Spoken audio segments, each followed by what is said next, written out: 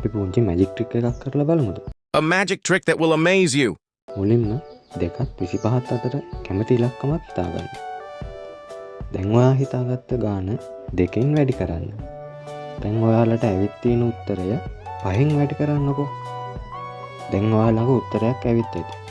ඒ උත්තරෙන් 4ක් අඩු කරන්න. ඔයාලට ඇවිත් තියෙන උත්තරේ අවසාන ඉලක්කම හොඳට බලා ගන්න. උදාහරණයක් විදිහට ඔයාලට 34 ආවනම් ඒකේ අවසාන ඉලක්කම වෙන්නේ 4. දැන් ඔයාගේ උත්තරේ ඉන්න ඉලක්කමේ ඉන්න නළුවව හොඳට බලා ගන්නකෝ. ඒ නළුවා මෙයා නේද? මං හරිනේ.